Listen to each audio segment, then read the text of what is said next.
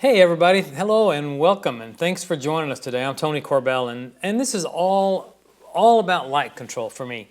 One of the things that we've noticed here as we do these more and more, we get a lot of notes, we get a lot of emails, we get a lot of texts, we got Twitter feeds going on left and right, and people all want to know the same things.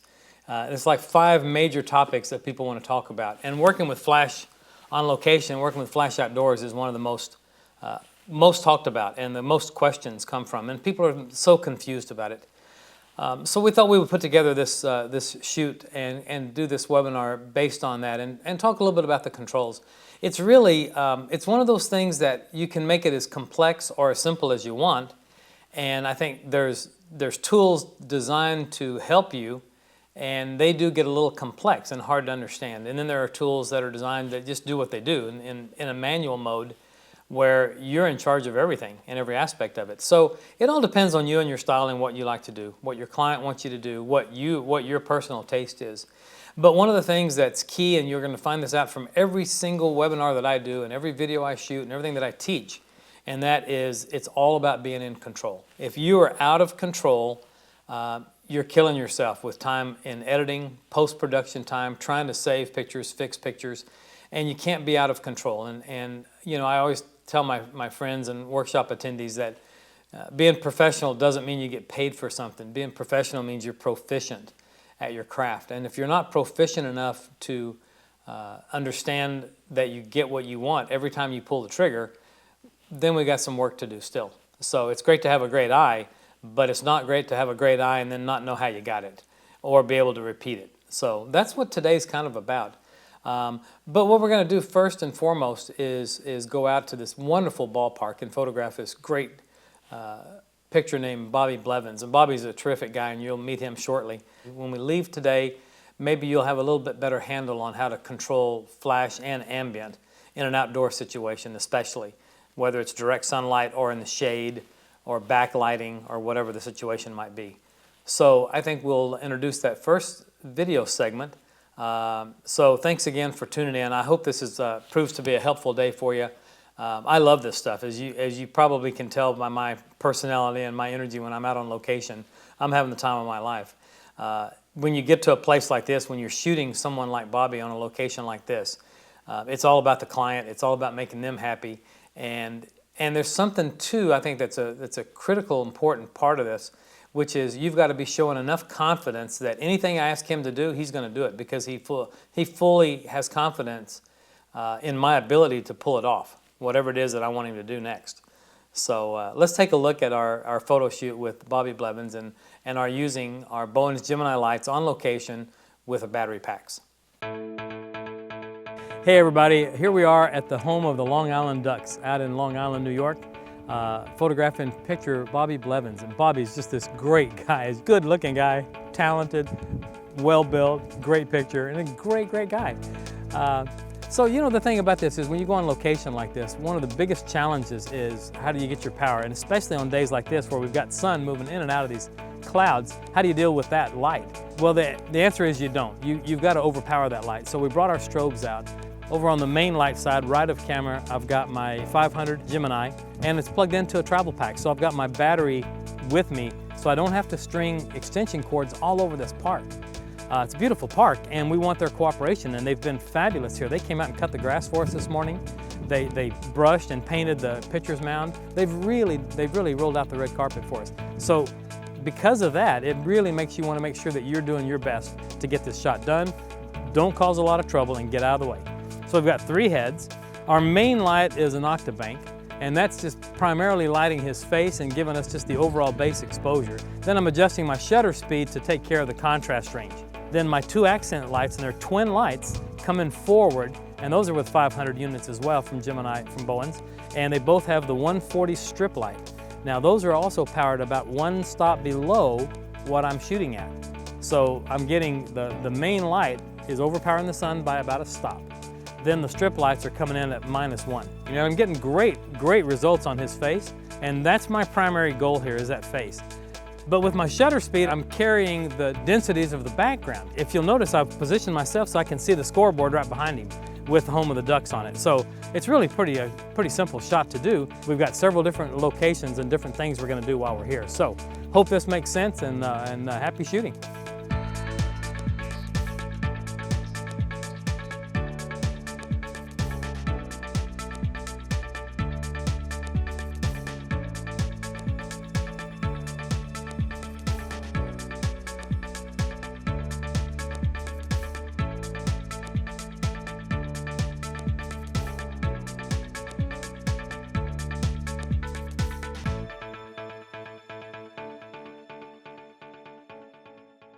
You know, one of the things that I think I failed to mention in that segment was why I got down on the ground and was shooting ground level.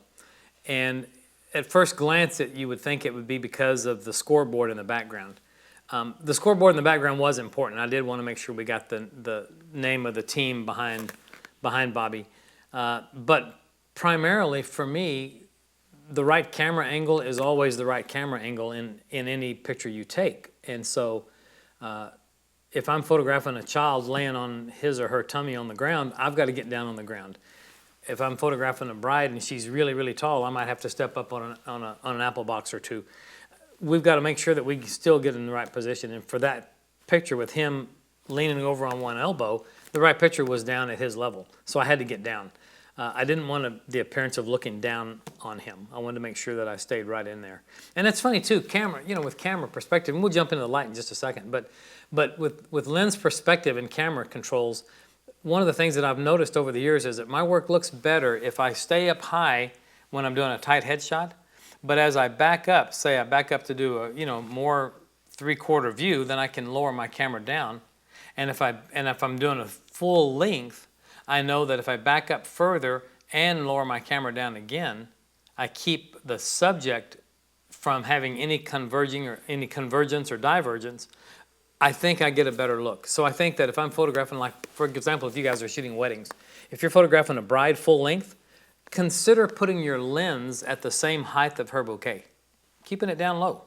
And I think you'll like your full lengths a little bit better, especially if you're shooting with a shorter lens. But one of the first questions is, how do you take readings of the direct sunlight before you turn the flash on and read the flash? Well, if I'm in direct sunlight, I almost never have to take a direct reading of the sun. I know the direction. I know the direction of the light, and I know what the brightness is of the sun on a bright sunny day anywhere in the world. And it's really silly. It goes back to that old sunny 16 rule, which is on a front lit subject, if the sun is more than 20 degrees above the horizon, the exposure will always be exactly the same. And what I do is it's ISO 125 at shutter speed 125. So the ISO and the shutter speed have to match, and the aperture is f16. So basically that was my exposure for out there. It's the sunny 16 day, and then I just bring up the flash to match that output. Does that make sense? For me, I think it seems to make the most sense. One of the questions came in, so where can I get the weight bags for the light stands? You can buy those everywhere. You can use, I'll tell you what I used to use for years and years. I would have a little piece of rope, and I would have 3 or 4 rolls of black gaffer tape. That's as heavy as a weight bag, and I would just hang my gaffer's tape on the end of my light stands, and it works great. Some people use the ones that you can fill with water or sand because they're so portable, and you can take them to the beach with you, for example, empty, and you don't have to carry all the weight down to the beach. Then you pack them in with sand and then hang those on your light stands. And when you finish, you unzip them, pour out the sand, and you're out. So that's a pretty good one too. But all the camera stores sell them. You can just I would say Google photographic weight bags, and you'll find weights everywhere. So they're pretty easy to find. So the question is, so you found out the exposure of the sun first and then set the light. I did, and that's exactly the right thing for me to do. I've always been in the mindset that in any location situation, there's always something that's a constant, that will remain constant, that I have to sort of shoot to that one constant. Let me give you an example. I photographed a general manager of a wonderful, wonderful steakhouse in North Carolina called the Angus Barn. If anybody's in North Carolina, you've heard of this place. It's called the Angus Barn. And I photographed the general manager down in a basement. They've got a vault room. It's a private dining room downstairs. And I walked down there and I was trying to figure out how I'm going to light this thing. And I looked around the room and there are candles all down this one wall and all down this wall. So there's like 5 candles on each side. Well, I know that the exposure for candles, I know that the flame on a candle at ISO 400 is about 60th at 5.6. So I know that's why I'm stuck at that exposure, because the candles I can't change. That's my constant, right? So at the ballpark, the sunlight, lighting the background, lighting the scoreboard, lighting the grass, all of that, that's my constant. I can't change that, so I've got to go to that. I hope that makes some kind of sense. In a portrait situation where I'm not so concerned about the background brightness, I'll change my shutter speed accordingly to make it a little brighter or a little darker, depending on my taste and the mood of the subject and what she's wearing or he's wearing or what we're trying to say with the picture. But for the most part, I've got to be very, very cognizant of my ambience, or the one thing that I shouldn't change or can't change, and that one constant. And on that day, it was the ambient light, so that's exactly right. I did let it go a little dark, so when you say at the end of your question, so then I set the light one stop more, I set the aperture to match the aperture of the ambience. Then I changed my shutter speed according to my taste and what I needed for the day.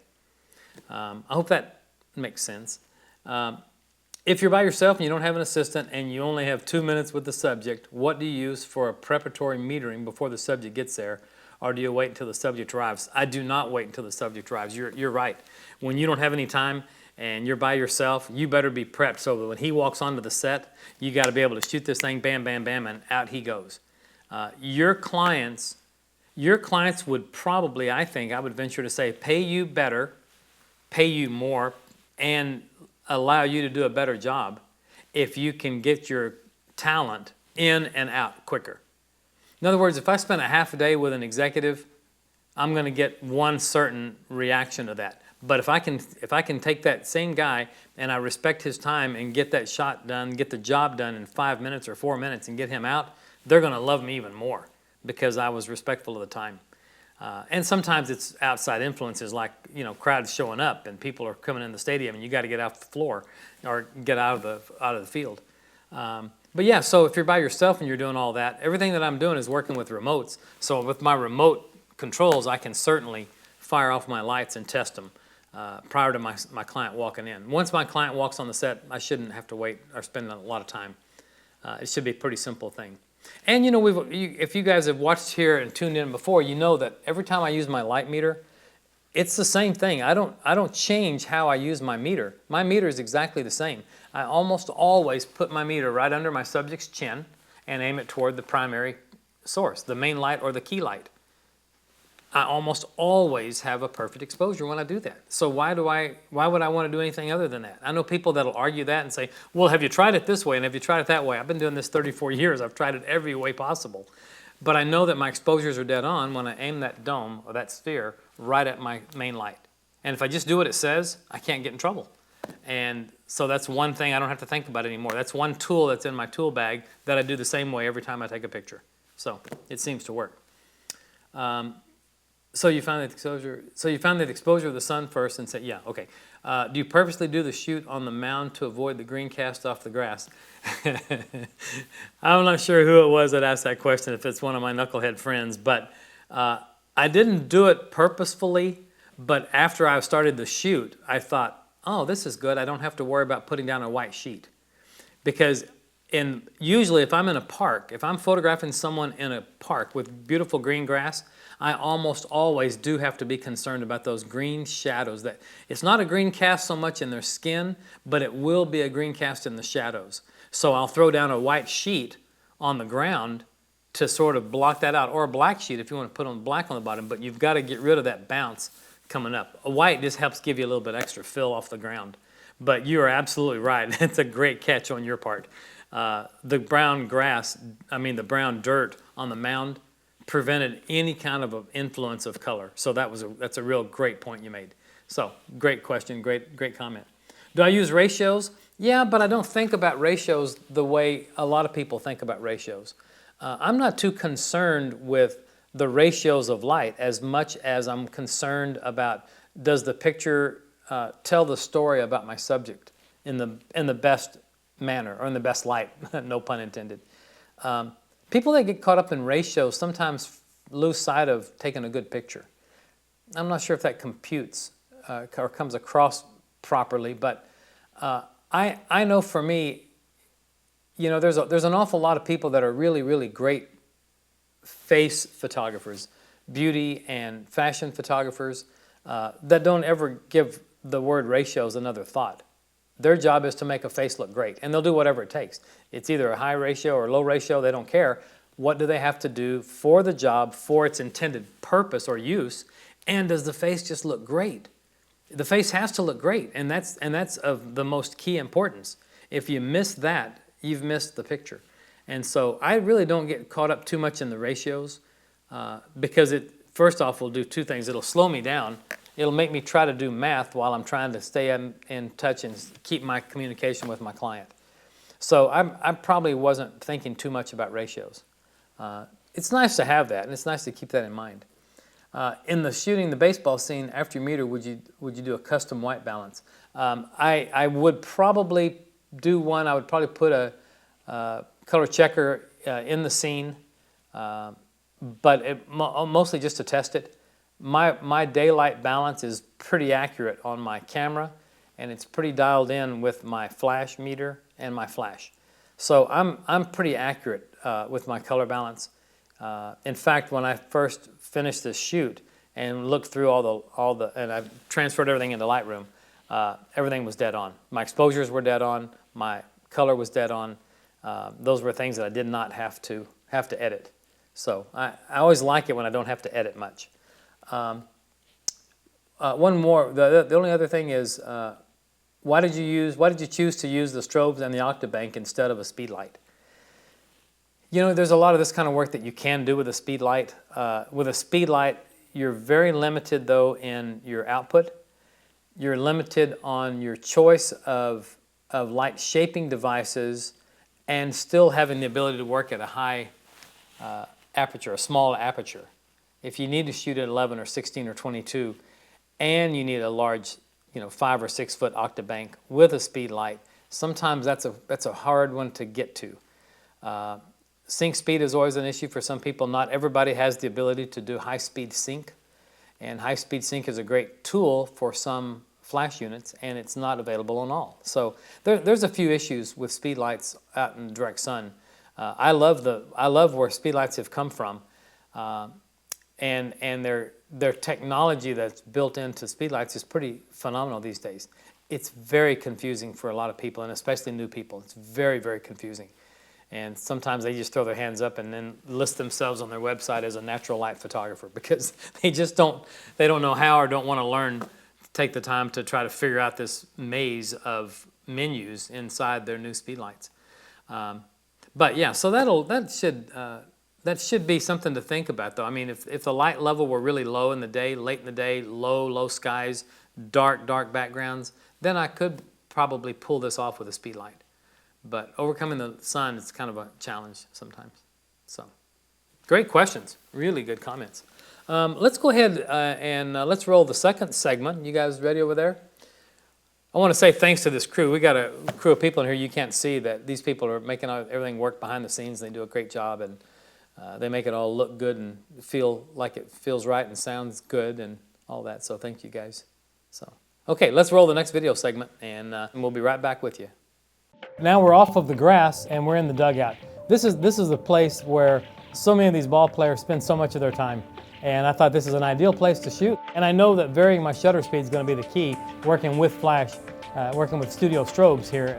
The main light is an octabank, and then I've got another light in the background. So those are going to be my two key light sources for this segment. When I'm on location, I don't think of my pictures any different than I do when I'm in the studio. I still have a main light, and I still want it generally 45 or so to my camera, but not always. But generally it's going to be off camera, and it's going to be off to an angle, creating direction. I'm always going to have an accent light or a background light or some other light that's helping to give me some dimension to my picture. And so in this case, I know I'm going to have at least two lights. So I've got the main light from this octabank. My strip light back there is acting as a background light. In this case, it's just opening up that whole corner for me. And then I've got a fill light that is unseen, and that is the ambience. As I slow down my shutter speed, my ambient light starts filling in the shadows more. So I've got a built-in soft sky that's my fill light. So I think of it in that term. I don't really distinguish when I'm on location versus when I'm in the studio. My tools might be different, how I approach the shot might be different, but I'm going to key in on my lighting pretty much the same. And that's just the way I sort of think.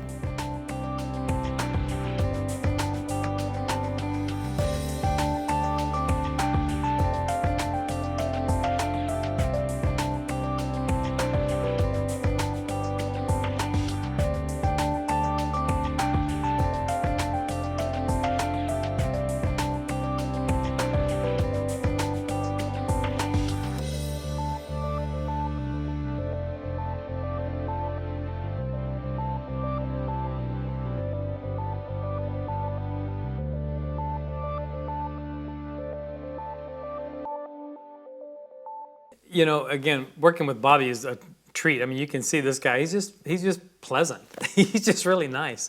And most athletes are, at least early in their careers. I remember photographing an NFL player who shall remain nameless, his rookie year, and he was a Dallas Cowboy. And his rookie year, he was so nice and pleasant, he would just do anything for you. And then I photographed him the year he retired, and he was such a jerk. Sorry. That's not going to happen here, though, because Bobby's a good guy. You know, one of the challenges with this picture, with the dugout picture, is that dugout faced north. What that means is that dugout has beautiful, beautiful light in it all the time. And so I didn't have to use the light. In fact, if you look at the light on my face during the videos when I'm sitting there on the bench, there's great light quality. But the introduction of the flash gives me the ability to separate the subject and the background. And it just kind of sharpens things up and gives things a bit of a hit of contrast that are comfortable. And it gives me some more options for my client to choose from. So that's basically that. And colors, I think colors tend to pop a little bit better when I can use a strobe in an ambient situation like that. So a lot of questions on this one. First one, would a 640 watt-second strobe be strong enough? The answer is absolutely. Plenty. In fact, the ones that I had were only 500s.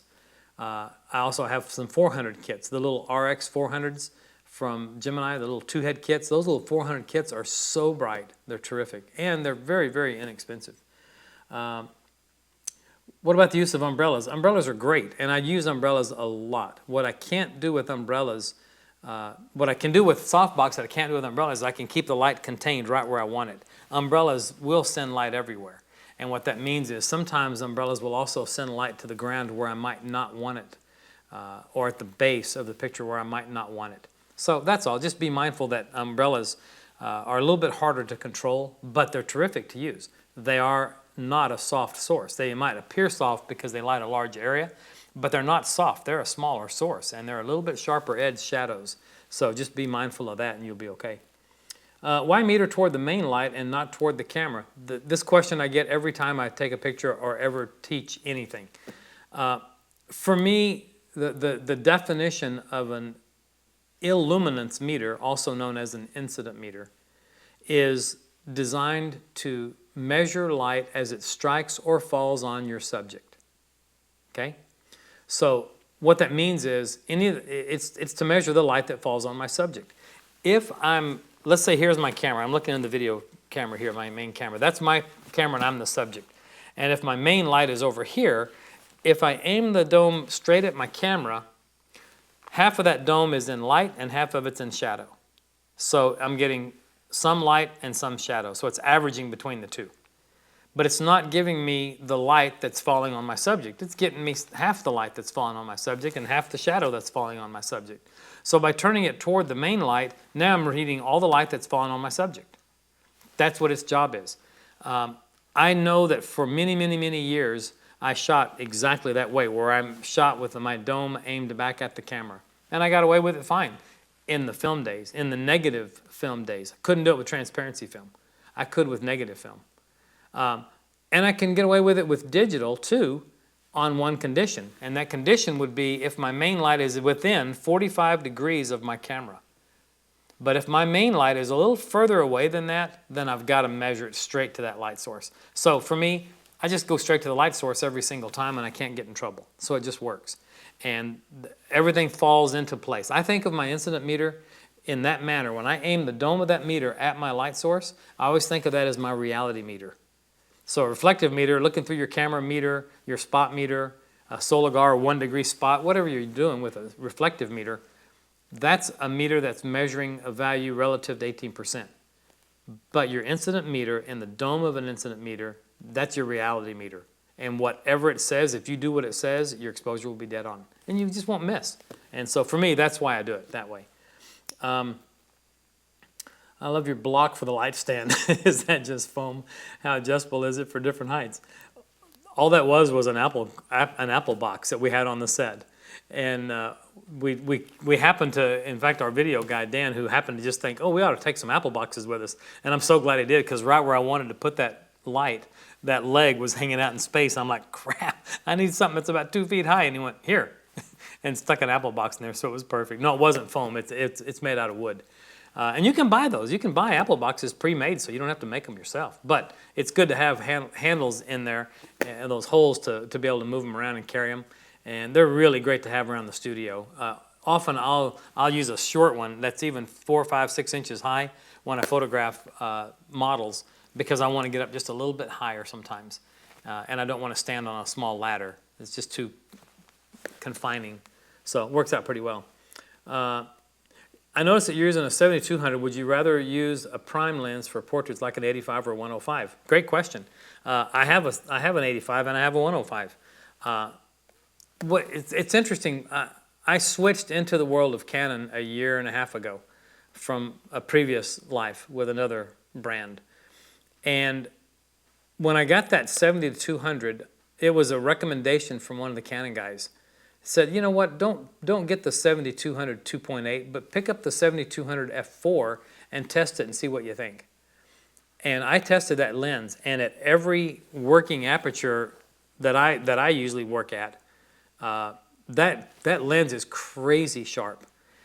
And having it that crazy sharp gives me, and having that kind of wide variety, I'm not going to say it's better than an 85 prime or a 105 prime, but I can tell you that I can move quicker and get more work done in a day because I'm using it. I'm kind of sold on it, and I've got those primes and I haven't used them in a while. And I'm a guy that came from the Hasselblad world where I never used zoom lenses until we made the transition to DSLRs. So I'm kind of sold on this 70-200 lens right now. So I know that that's an argument for some. Did you test both lights that you used with your light meter? Yeah, absolutely. I test everything, and like in the previous segment, usually before the client comes on the set, I'll have tested everything.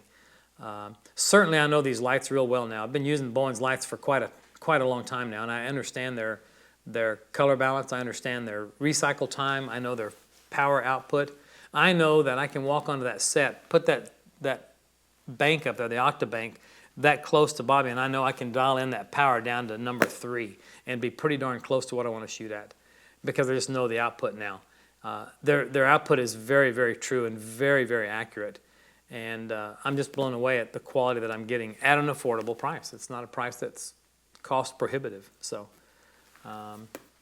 okay, so any other questions? I didn't see anything else. I did want to make one comment. There was one question that we put down sort of to hold toward the end. How many different shots do you plan for an assignment like this? I really don't. You know, it's funny. It's funny. You'll know when you have it, and then the rest is sometimes for show if it's a paying client. I recently did a series of lighting videos for Kelby training, for Kelby 1, which you'll see. They'll go live next month. And it's interesting, the last shot, we did a family of 5, then we did a dance studio of 6, then we did 8 firemen, then we did a group that was bigger, and we built up to bigger and bigger and bigger groups, till finally the last shot of the day, of the week, for the video, is a shot of the Kelby Photoshop user, Photoshop TV, Photoshop World's entire staff, and there's 87 employees. And when I shot the first shot, I got it. And so, but I couldn't just stop with one picture. We had 87 people that stopped what they were doing and came together, and we made this big picture, and it took a little time. So I kept shooting a lot more for variety, and just for them, and maybe I might have to swap a couple of heads in the group who people might turn away, something like that. But for the most part, we nailed it first time out. And that's the beauty and the confidence that you can gain in your abilities once you do know your color balance, and once you are trusting your meter, and you are trusting that your confidence, and also that the client's confidence in you is being trusted. With Bobby, I could have shot 5 pictures on each of these 3 different sets that we're doing and been fine. And I would have been able to get exactly what my client wanted. We shot a little extra, and we got a little bit more variety, but not that it was absolutely necessary. Once you get a look, and you know that look, and everybody signs off on that look, and you're happy with that, that's great. If you're a high school senior photographer, you might shoot 8 or 10 or 12 different poses, and you might shoot 3 or 4 of each of those poses to produce more for your client to view. Well, that's fine if you do that, keeping in mind that they can't buy everything, so that's where album sales come in, you know.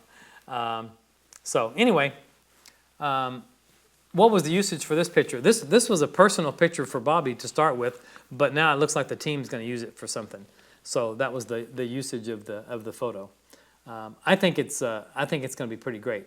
Are the pocket wizards built in for the monolights? I missed the opening. Yes, they are. Thanks for the question. Yeah. The pocket wizard module is plugged in to the back of all the Bowens heads, and then I'm just using one transmitter on my camera, the yellow one, which I'm pretty happy about.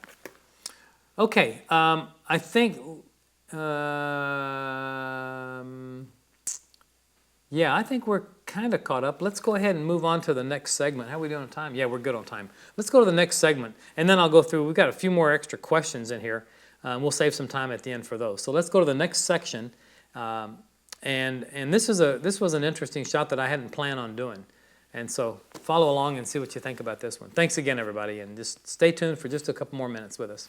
You know, when we showed up at this location, I had 3 distinct shots in mind, and I had drawn them out on paper and sent them to the crew, and we talked about how we were going to light every shot. Things always change. I got here and I didn't like shot number 2, and I didn't know what to do about it when I walked up. But as I walked up to the concourse and saw this view of the field, I thought, this is our shot. I've got to be able to light him from here, accent him from there, and be able to see and perfectly balance that sky with what's going on under here. So think about this. He's completely covered under this overhang for this picture. So I'm filling the light, I'm backlighting him basically from all the ambience. So I'm exposing for the ambience. So I got perfect exposure on all those signs, and on the grass looks great, the clouds, the sky. And so what we're trying to do is bring in this light and balance to what's going on the field. So we took our meter reading, and it gave me a 200th of a second at f11. That gave me the proper balance at ISO 100. So all I had to do then is bring up my flash until it reads f11 on my main light. Once I got to 11 on the main light, that was it. My 2 accent lights are both set at a little bit below that. So this one is about a half a stop below that, and that one over there is about a third of a stop below.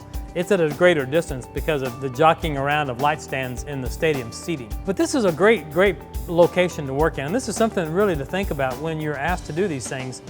Your client will follow your lead. So when you walk in there, they may say, we want you to do a photo, just do a quick headshot of one of the athletes. Okay, great. Except that there's probably 3 or 4 good headshots of the athlete, and these are environmental portraits. We've got to be able to see the environment.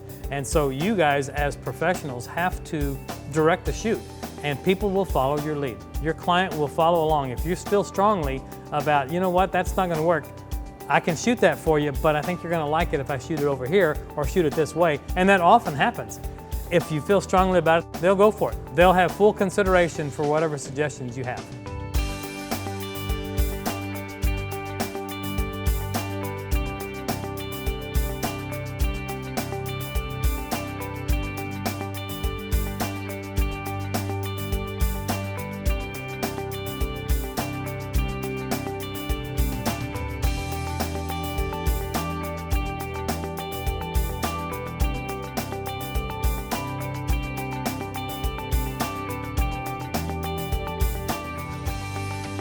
You know, it's always a great thing being a photographer when you get asked to go on location, because you always find these great surprises.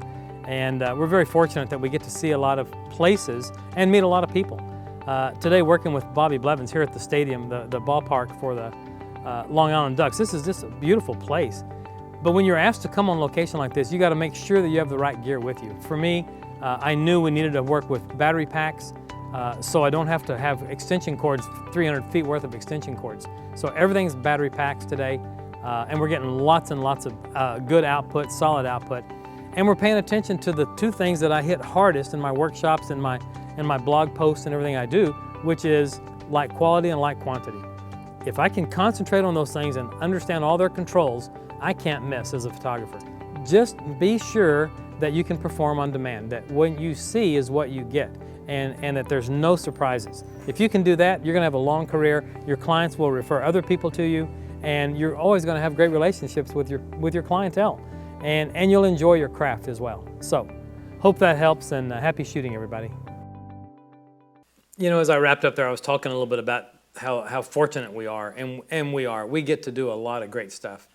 I feel blessed every day, and I can't believe the fortune that has smiled on me, where I've literally gotten to travel the world, and I've photographed some of the biggest names in the world, and political leaders and athletes and astronauts and different people, and it's just been an amazing thing that we get to do. But I think the thing that helps us and propels us forward is being so professional about it, and that means we don't guess. That means we don't test nonstop in front of our client. We don't take a picture and then look at the back of our camera and go, huh, let's do that again. We don't shoot another one and then look at the back of our camera and we don't do that in front of our client. We get that done before they ever show up. So anyway, yeah, there's some great questions that came in after this segment. This was just a fun segment for me, I thought. And did I have a complete setup ready at each location? I did not. That was the same lights, and we just moved them all over the park. What about using reflectors or shoot-through screen for softer lighting? You can do that. You just you give up some control when you use reflectors in an ambient light situation, and there are certain things that you can't do. For example, it's very, very difficult to bounce off of a reflector. It's very difficult to bounce soft light. You can bounce hard light, but it's very difficult to bounce soft light. And sometimes your reflector, you're fighting the reflector all day. And for me, I need to get the shot done as quickly and with as little amount of trouble as possible. And sometimes that means I need to take a little extra equipment with me. What if you want to keep the subject sharp focus but blur the background? Do you tend to use a telephoto lens? Yeah. I'll often try to get away with the longest lens I can.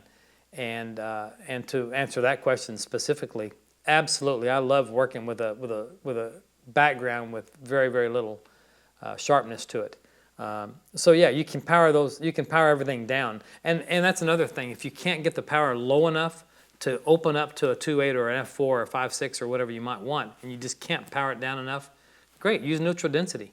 You can use neutral density on your camera. You can use neutral density gels on your lights.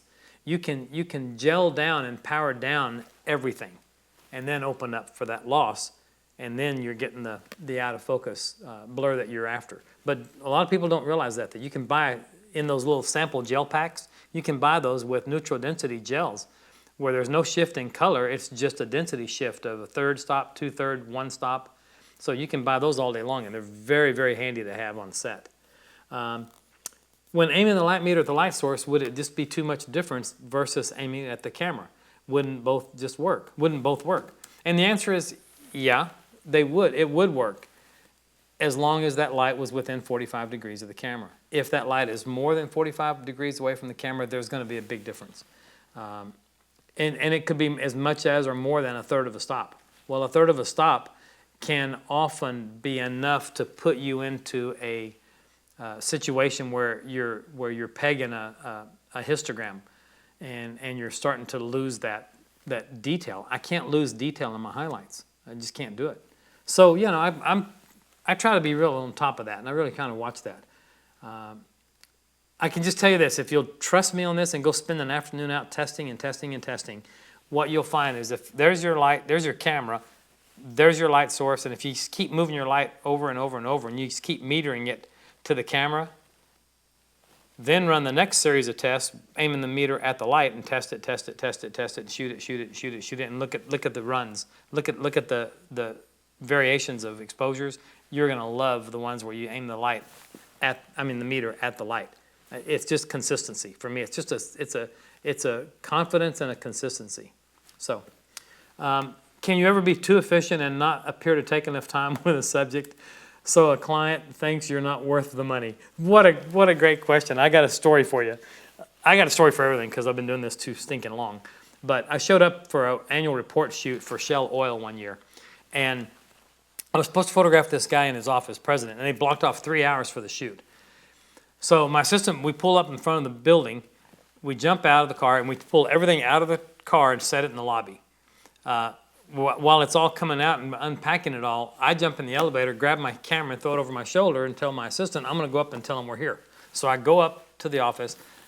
The secretary comes out and says, our assistant comes out and says, he's running way late and he's got to get to a meeting.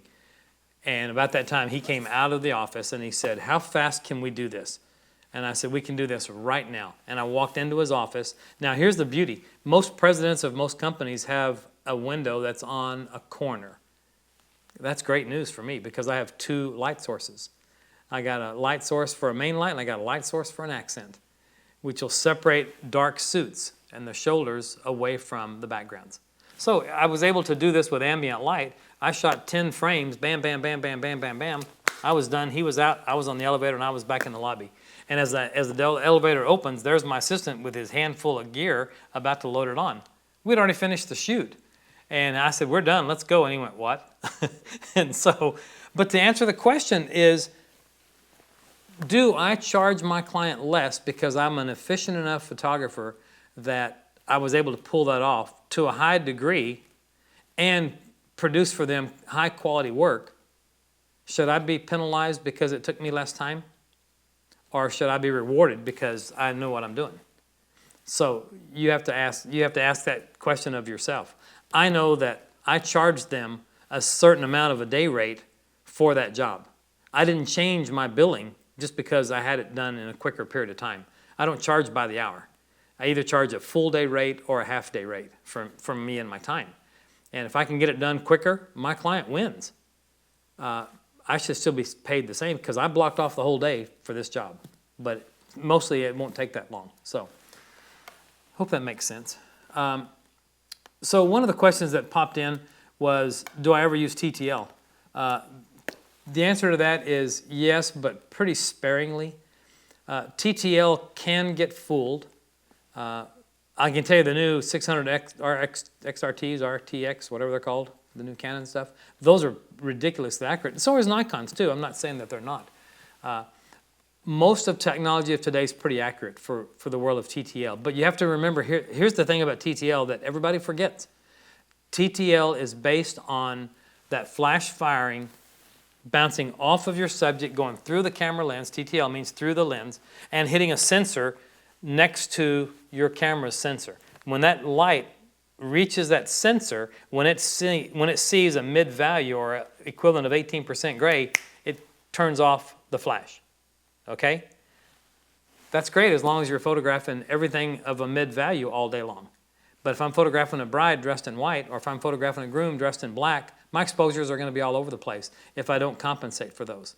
So in those situations, it might be better off to just shoot manually, I think. And you don't have to meter every shot. Meter one time and put a cheat sheet on the back of your flash. You know, at 10 feet, at quarter power, at this ISO, I am at f8 or f11. Do it that way and put a little chart at full power, half power, quarter power, eighth power, 16th power, at 7.5 feet. I would say 7.5 feet, 10 feet, and 15 feet. Here are my values. Great. They'll always be the same if it's a manual. They'll never vary. And with TTL, it will vary a little bit. Talk about the battery packs. Yeah, the battery packs that I use, the Travelpaks, I've had great success with them, and I've seen that the battery seemed to last a very, very long time, much longer than I anticipated. We did a walk through Central Park, a kind of a photo walk a few months ago, and we shot from 9 a.m. till noon, walking all over Central Park with a model and a group of photographers, and we were all passing around wireless transmitter, the Pocket Wizards, and we shot all morning. Well, when we got to the restaurant at lunch and we were finished for the day, I said, how's that battery pack? And one of the guys looked at it and said, wow, this thing's still on full. I was blown away. Now, we weren't at full power. We were way down in power. But still, it lasts a long time. So I've become a fan. I didn't think I was going to be a fan of the Travelpaks, but I am. And I know that there's some updates coming too. So we'll see how that goes. Great question. At least once a year I have to shoot a large group, 80 plus, in a sunny environment. I use a Travelpak and a 750 watt second. I need all the power I have in that one light. It's for fill only. Due to the direction of the sun, my question is, which would give me more coverage, a wide angle reflector or a 60-inch reflective umbrella? They're going to give you, the coverage is not the issue. The issue is going to be the output. I think that the wide angle reflector is going to give you a better light in terms of just a burst of light. And I think you'll be able to send it to the back rows of your group better. But for me, I do love working with an umbrella with groups. And with a group that size, I would use that. I could even overpower the sun and use that as a main. Maybe even if the timing is right and if the environment and background allow it, maybe turn them with the sun at their back. Let the sunlight be their accent and light their shoulders. Then light maybe with 2 umbrellas in the front or 3 umbrellas in the front, and then fill that way, and then don't set them as fills, but set them as mains. That might work as well. So, it's an option. But I would test, I would go outside in my backyard if I were you and shoot the 60-inch reflective umbrella and the wide angle reflector and set them both up and set a few objects out there. Set a tripod up and a light stand up and put something on them and do a couple of tests. You might be surprised at how well the wide angle reflector covers. It covers a lot, so it does well. And it doesn't really take too much light away. Could you talk about dragging the shutter, daylight versus evening? Yeah, dragging the shutter is another element of control. And if you think about it, when I step into the world of flash and ambience, I have 3 possible shots in my head.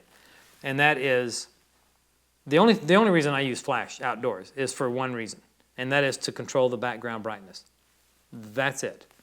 So, with that said, I have 3 options. I can make the background look like the background's supposed to look.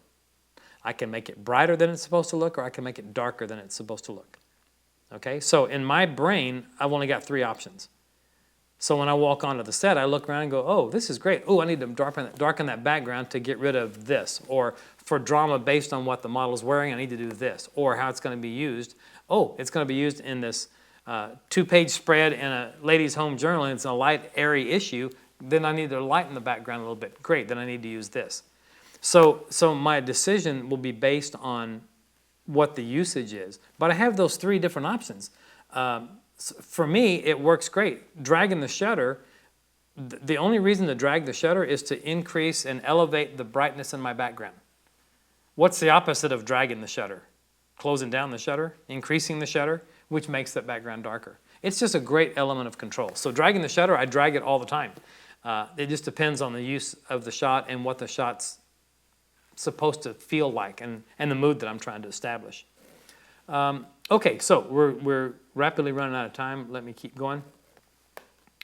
What are the rim lights doing when you have such a bright background like this? They just give me a little extra kick of light that I can control. Sometimes I don't need the kicker lights, the accent lights from behind, the rim lights from behind. Sometimes I do. It just depends on the brightness and it also will kind of help depend on what the model's wearing. If they're wearing dark clothes, sometimes I don't like what the rim light's giving me and I want to just pop it a little bit more, and I use a rim light for that. How many full pops can you get out of the battery pack? I don't know. I've never run one down. It's a great question. The instruction manual says you're good for 300 full power pops at ISO 200, I think is what it says. I've never run it down, so I haven't shot it on manual for 200 pops at full power. I mean, like that, so not sure. Do you use a modeling light or does it drain your batteries? On location, I almost never use a modeling light. I know what the light's going to do. I kind of have done this now long enough where I know the placement. With the Travelpaks, you can't use your modeling. It turns off the modeling light for you. You can't use the modeling light with the Travelpaks. Some brands you can. Did you change the color temperature at any time? Nope, I didn't. I never changed the color temperature, not if my exposure is based on those lights. It wouldn't change if I was on location or if I'm in the studio. My color temperature stayed the same. So they're very consistent. Boy, there's still a lot of questions coming in. How many assistants do you usually use? Usually one. Sometimes I'll have two, depending on the job, but usually one. And then there's an awful lot of work I can do by myself. Everything that I use, all my stands and my reflectors and every clips and clamps, there's clamps and clips for everything to mount on a stand and will help me. Having the Pocket Wizard module in my meter is a great savings for me because I can walk over to my subject at any time and fire off my light and check my meter. I can do that myself. I don't need an assistant for that. Sometimes I'll take an assistant because of two things. One, helping me carry gear, but the second is I need another set of eyes that I trust. And most of the assistants that I work with that know me and know me pretty well, my favorite guy in Texas, Rob Hull, I love Rob. Rob knows me, and he's probably a much better photographer than I am.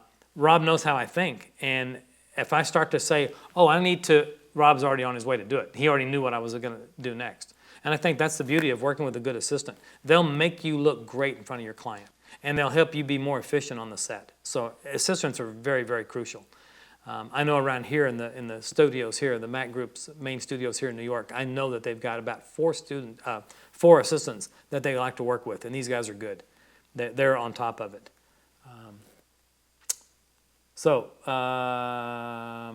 What if you have a group of athletes instead of just one? How do you measure the light? Same exact way. I'm going to measure the light. I'm going to go to the one on the front right. Let's say I'm doing a team shot, and I've got 15 members of the team.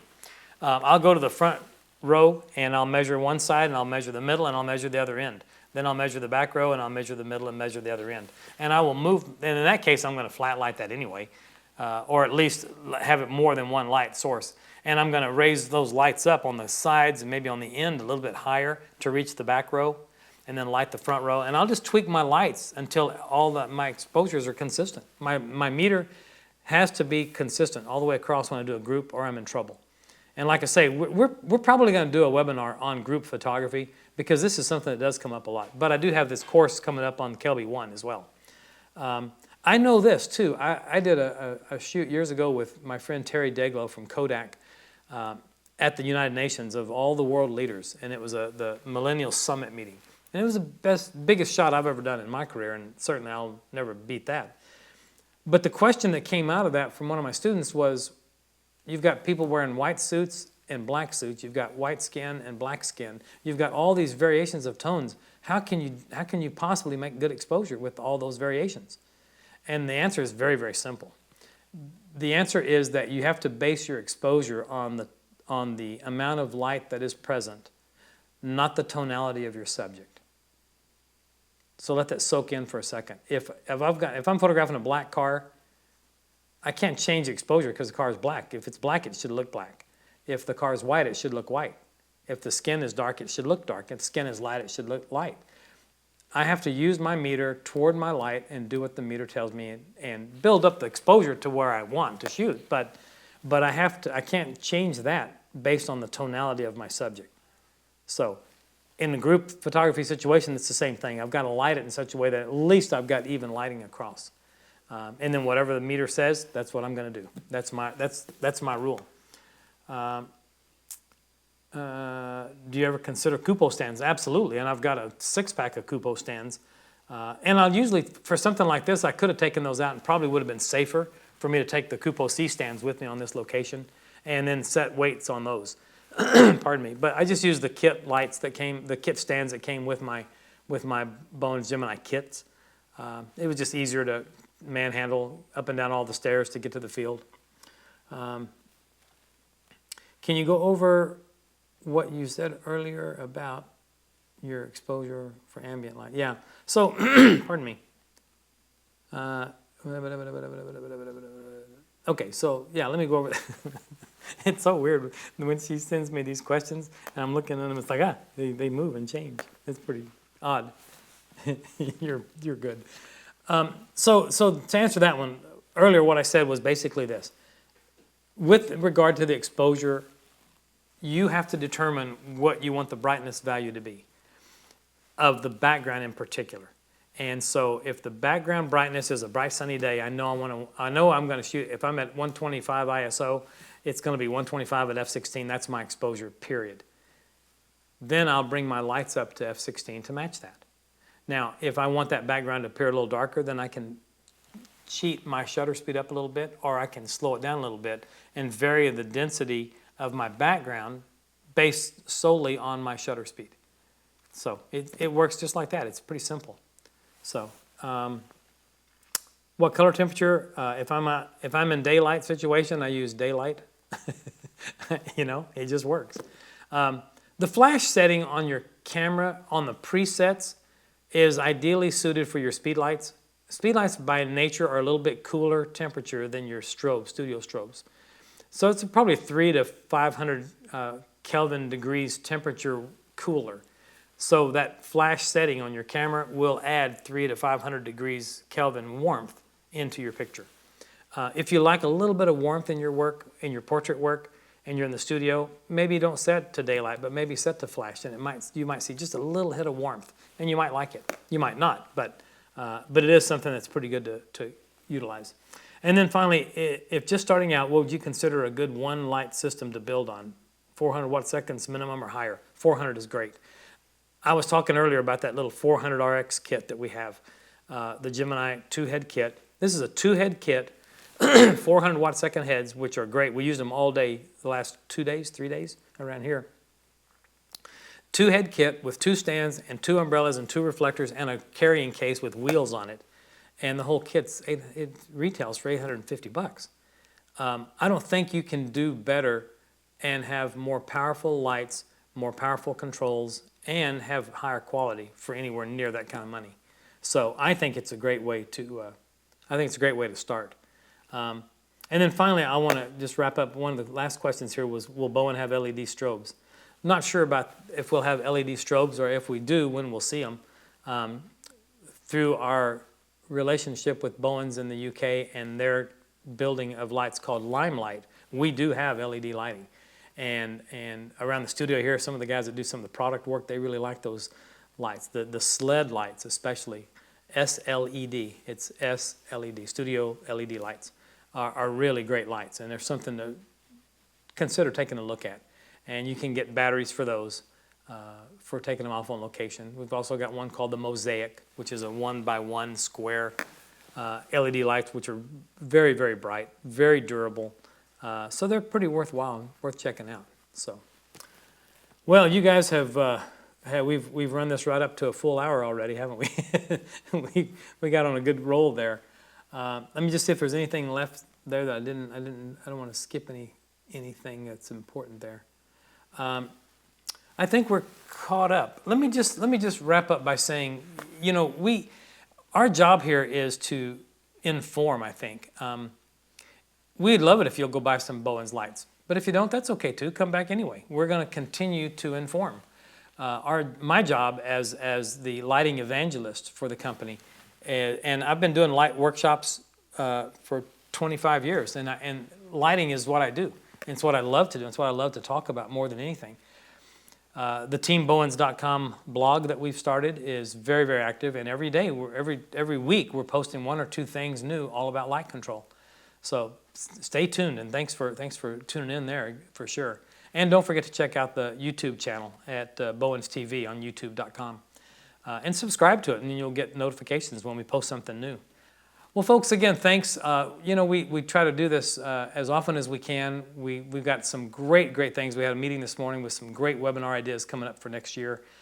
We've got a lot of content coming your way sooner than later. So stay with us. Thanks for tuning in. Thanks for trusting us, and I hope it's been helpful for you. Feel free to send us a note. You're welcome to send us notes anytime. We take criticism well, and we actually read everything that comes in. So we hope that you'll continue doing that. Again, thanks very much. Have a great week, and appreciate you tuning in. Thanks, everyone. Take care. Bye-bye.